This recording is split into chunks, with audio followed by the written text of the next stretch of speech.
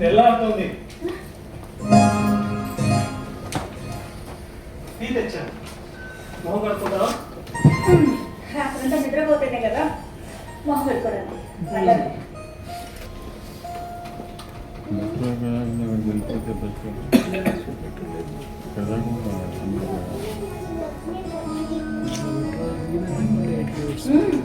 ఇలా భలే ఉంది.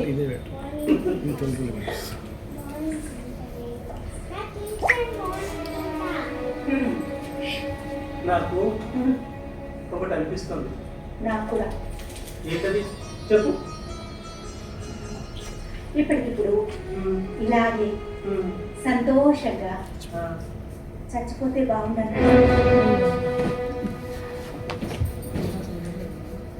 నాకైతే ఈ క్షణం కాలం ఇలాగే ఆగిపోతే బాగుండు అనిపిస్తుంది.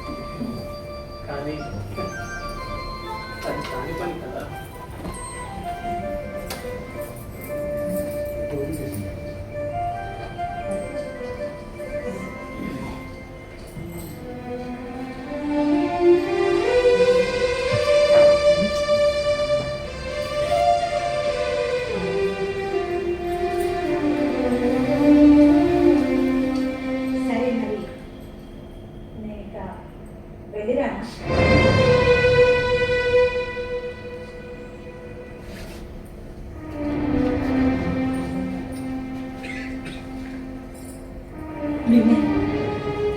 బయలుదేరా.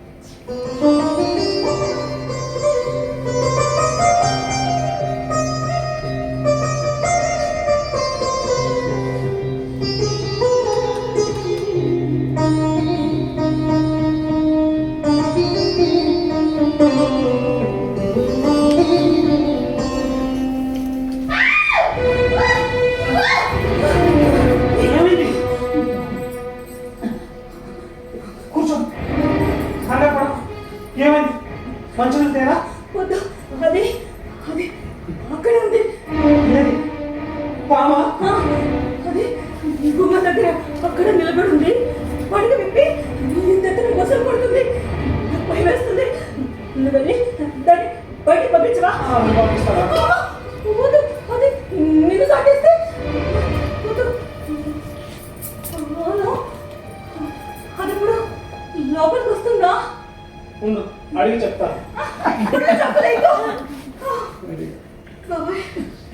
చెప్పలేదు. రాత్రంతా సంతోషంగా గడిచింది. తెల్లారేసరికి మొదలైన కష్టాలు. మొదలు కాలేదు, జస్ట్ గుర్తొచ్చాయి అంతే. ఏమోలే, శకునం బాగాలేదు. నేను ఇప్పుడు అయినా ఇంకాసేపు ఇక్కడే ఇంకాసేపు ఉంటే నీకేం అభ్యంతరం లేదుగా? అభ్యంతరమా? వాళ్ళే కానీ చాలా సంతోషం. ఇంకొంతసేపు ఏంటి, ఎంతసేపు అయినా ఉండు. తోచినమ్మా తోడు పడులు పుట్టింటికి వెళ్తే అది తోచినమ్మా ఆడమ చొక్కగారింటికి వెళ్ళింది. అలాగే ఇదేంటి వచ్చి టెస్ట్ వేసి కూర్చుంది అనుకుంటానేమో. చిచ్చి, అలా ఎందుకు అనుకుంటాను? పైగా నీ పుణ్యం అని ఇవాళ ఆఫీసు కూడా వెళ్ళక్కర్లేదు. ఇక్కడ ఉన్నందుకు డబ్బులు అడగనులే. చచ్చా, అదే మాటలు అందుకు కాదు. తెల్లారింది కదా, పక్కింటి వాళ్ళు చూస్తే ఏమనుకుంటారా అని. సహజీవనం అని చెప్పండి. ఆ? అలా చెప్తే భరించేంత సహనం వాళ్ళకు ఉండొద్దు. సర్లే, ప్రాబ్లం అంత దూరంగా వస్తే అప్పుడు ఆలోచిద్దాంలే. అయినా ఇది నా ఇల్లు, నా ఇష్టం. అడగడానికి వాళ్ళెవరు? ఒకవేళ అడిగినా నా పిల్లమని చెప్తాను. ఏం చెప్తావు? నా పిల్లమని చెప్తాను. నిజంగా నిజంగా అలా చెప్తావా? నిజంగా పెళ్ళాలని చెప్తావా? ఇది చెప్పకూడదా?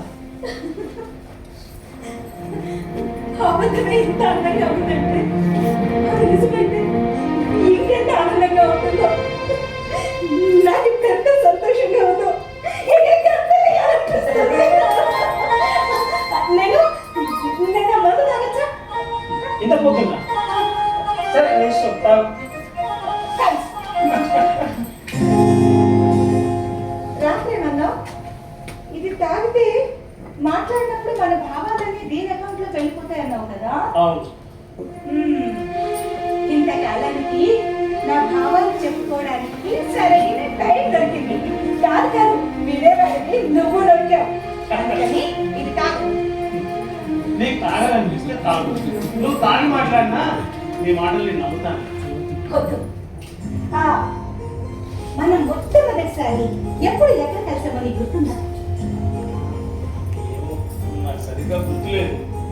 నాకు గుర్తుంది. అదేంటి, నీ వృత్తిలో నీకు చాలా మంది తారసపడతారు కదా.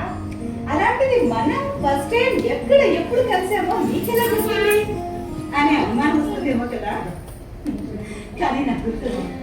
ఎందుకంటే ఫస్ట్ టైం మనం కలిసినప్పుడు నీ మొహమాట, నీ వీడియో, నీ భయం అవన్నీ చూసాక నాకు అర్థమైంది నీ జీవితంలో మొదటి ఆడదాన్ని నేనే అని.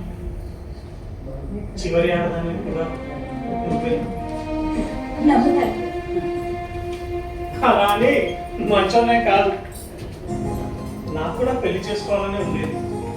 కానీ నా జీవితంలో ఇంకో మనిషిని పోషించే స్థాయి నాకు లేదు. అందుకే ఇంకా బయట ఎంతమంది పెళ్లి చేసుకోమన్నా చేసుకోలేదు. కానీ అవసరం. అందుకే ఎంతో మందిని చూసినా కానీ నచ్చక చివరికి నిర్ణయించుకున్నాను. అంటే వాళ్ళందరికంటే నేను అందంగా ఉన్నానా? కాదు, మరి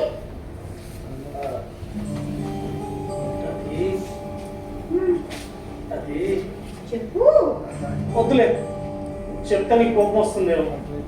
పర్లేదు, చెప్పు. కోపండి. అది అందరికంటే అందరికంటే నువ్వు తక్కువ ఒప్పుకున్నావు.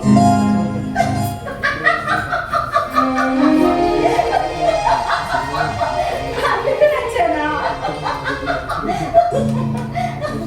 అప్పుడు పరిస్థితి అది.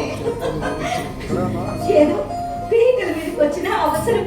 అందుకే తప్పక తక్కువ ఒప్పుకున్నాను. కానీ మళ్ళీ నువ్వు రెండోసారి పెంచినప్పుడు నేను రేటు పెంచుండొచ్చు. అవునా? అవును, నేను కూడా అదే భయపడ్డాను. కానీ రేటు పెంచలేదు. అవును, రేట్ పెంచలేదు. ఎందుకంటే ఈ వృత్తి చేసే వాళ్ళకి ఎవరు మర్యాద ఇవ్వరు, కనీసం మనిషిగా కూడా చూడరు. ఈ పూటని కొనుక్కున్నామని అహంకారంతో ప్రవర్తిస్తారు. బయటికి కూడా చెప్పుకోలేనంతగా అవమానిస్తారు. కానీ నువ్వు అలా కాదు. నాకు చాలా మర్యాద ఇచ్చావు. నన్ను ఎంతో గౌరవంగా చూసావు. నాలో చచ్చిపోయిన భావాలన్నీ తిరిగి బతికేలా చేశావు. నెలకోసారి నీ దగ్గరికి వచ్చినప్పుడు నేను కాడదాన్ని నాకు గుర్తొచ్చేది. మళ్ళీ మళ్ళీ మళ్ళీ నీ దగ్గరికి రావాలనిపించేది. కానీ నువ్వేమో నెలకు ఒక్కసారి రమ్మంటావు. నాకు కూడా నువ్వు వస్తే బాగుండు అనిపించేది. కానీ నెలకోసారి తప్ప మాటి మాటికి మీరు పిలుచుకునే ఆర్థిక స్తోమత నాకు లేదు. నువ్వు డబ్బులు ఇవ్వకపోయినా సరే నీ దగ్గరికి రావాలనిపించేది. ఎందుకంటే ఇక్కడికి వస్తే ఈ ఇల్లు నాదనిపించేది, నేను ఈ ఇల్లు అనిపించేది. ఇప్పుడు కూడా అలాగే అనిపిస్తుంది తెలుసా. అసలు నిజం చెప్పాలంటే ఇందాక నాకు ఆ మందు తాగాలని అనిపించింది, కానీ తాగలేదు. ఎందుకంటే నేను మందు తాగితే మాట్లాడితే నువ్వేనా అనుకూల తాగడం నమ్మకం కాదు. నాకు సంబంధించినంత వరకు ఈ ఇల్లు నాకు దేవాలయం. అందుకే ఏమైంది? అబ్బాయి ఏం లేదు, రాత్రంతా నిద్ర లేదు కదా, కొంచెం మత్తు వచ్చి తూలినట్లయితే సరే టీ పట్టాలా? ఏమో కొంచెం కాసేపు కబుర్లు చెప్పుకుందాం. నా మనసులో కదండి చెప్పేశాను, ఇక నువ్వే చెప్పాలి. నాకు కూడా ఒక కోరిక ఉంది. ఏంటంటే ఏదో ఒక రోజు నేను కూడా రిటైర్ అయిపోతాను. ఈ ఉద్యోగం వ్యాపకం లేకుండా ఒంటరిని అయిపోతాను. నా జీవితంలో ఇంకొక వ్యక్తి అదే ఒక ప్లస్ అయితే బాగుంటుంది అని నా ఆశ. అప్పుడు ఎలా బ్రతకాలని ఇప్పటి నుంచి ఆలోచిస్తున్నాను. ఐడియా, ఓ పని చేస్తే ఏంటి? ఇలా కూర్చో. ఇప్పుడంటే ఇప్పుడు కాదు, అప్పుడు. అప్పుడంటే మనం ముసలం అయిపోతాం కదా, అప్పుడు. అప్పుడు నువ్వు కూడా ఒంటరి అయిపోతావు కదా, మరి ఇద్దరం కలిసి ఉందాం. అప్పుడు మాత్రం పోషించగలరా? అంటే పోషించగలని అనుకుంటున్నాను. అంటే నేను కొంచెం డబ్బు దాచిపెడతాను కదా, కొద్దిగా పెన్షన్ కూడా వస్తుంది. ముసలి వాళ్ళం అయిపోతారు కదా, పెద్దగా ఖర్చులే ఉంటాయి, సరిపోతాయి. నిజంగా ఒట్టు.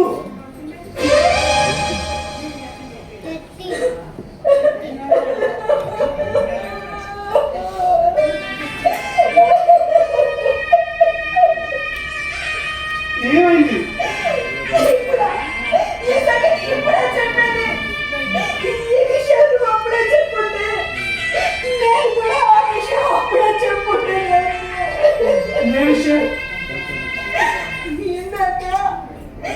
బయటికి వెళ్ళినప్పుడు అక్కడ బాగుంది చూడకుండా దాని మీద కాలేసాను, అది నన్ను కాటేసాను.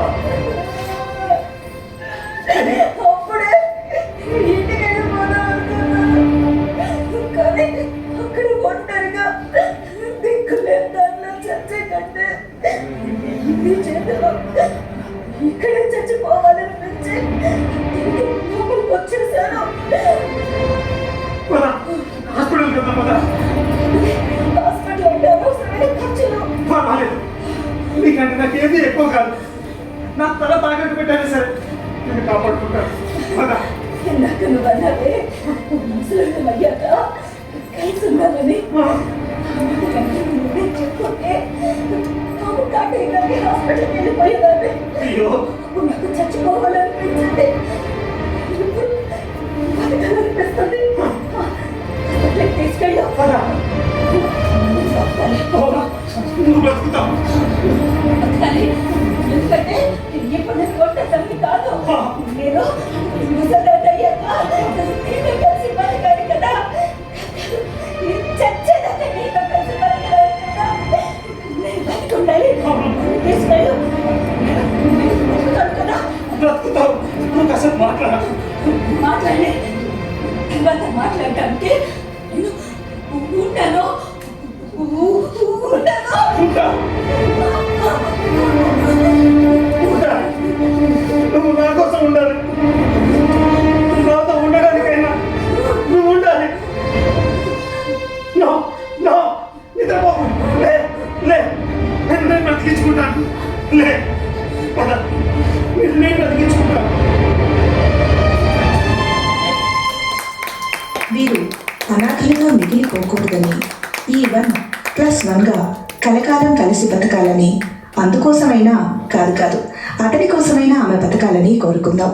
ఇది శ్రీ జయ ఆర్ట్స్ హైదరాబాద్ వారి సమర్పణ.